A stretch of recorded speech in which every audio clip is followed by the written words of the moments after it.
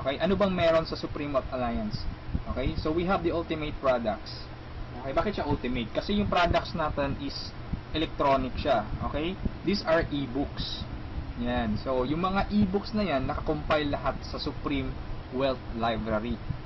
Okay, so yung Supreme Wealth Library natin, ibig sabihin, compilation ito ng mga sikreto ng mayayaman.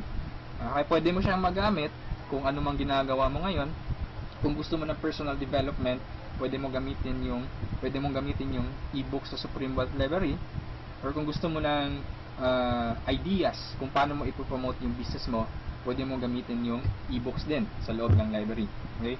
Ano pa bang ibang products ang nakapaloob sa library natin? So meron tayong e-books, meron tayong videos and audios. Okay? So nag-login ako sa website natin, tapos nakita ko yung Supreme Wealth Library.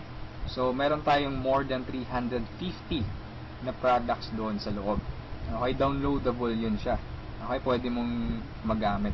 Now, to give you a simple idea or just a sneak peek of those products, okay, kung ano ba yung nasa loob ng Supreme Wealth Library natin, nakapaloob doon are some of the popular e-books worldwide, no? Kagaya ng The Master Key System, Think and Grow Rich, no? At iba pa.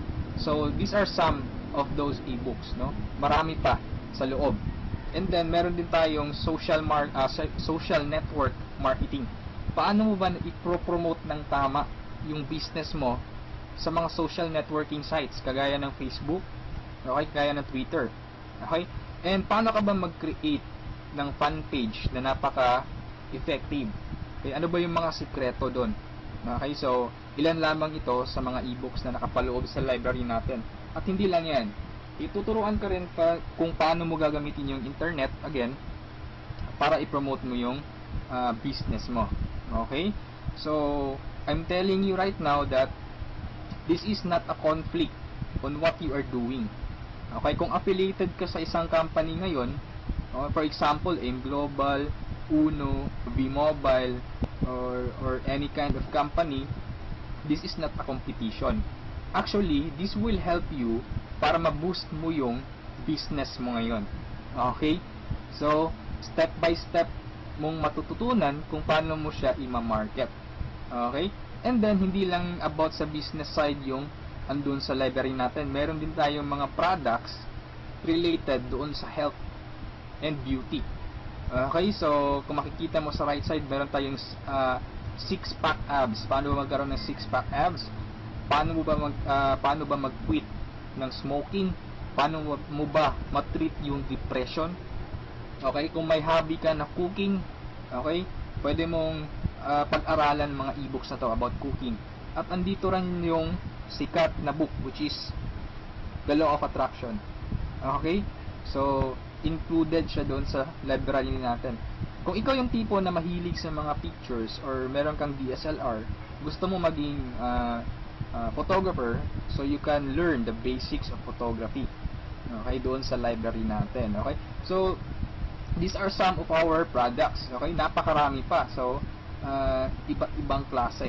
Okay, all about personal development, all about marketing your business. Okay, so let's continue, and hindi ko na masyadong expand yung about sa products natin kasi ma-access mo naman dun sa Supreme Wealth Library. Okay, yung mga listahan ng mga e-books natin. Okay, so aside from that, pwede ka magkaroon ng full access dun sa Supreme Wealth Library natin. Okay, so paano ka ba magkakaroon ng full access? So before I answer that, dapat malaman mo muna kung magkano ba yung value ng library natin. Okay, yung value niya is $1,500 to $2,000. Okay? But I'm telling you right now, hindi yan ang amount na babayaran mo to have a full access kasi napakalaking pera niyan. Okay? So you only have to pay, no, a one-time payment of $55. Okay, this is one-time payment, walang monthly renewal, walang yearly renewal. Okay? $55 or 2,500 pesos. Okay? So magkakaroon ka na ng full access doon sa Supreme Wealth Library.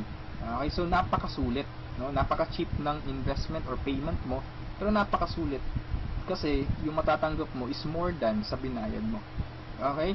So, aside from that, since ma-access mo yung Supreme Wealth Library, so pwede mong mabenta yung mga e-books na nakapaloob sa library natin because you will have the resale rights. Okay? Pwede mong ibenta from $1 to $20 each. Okay? Pero this is only optional. Okay? Hindi ka obliged na ibenta yung mga e-books na yon.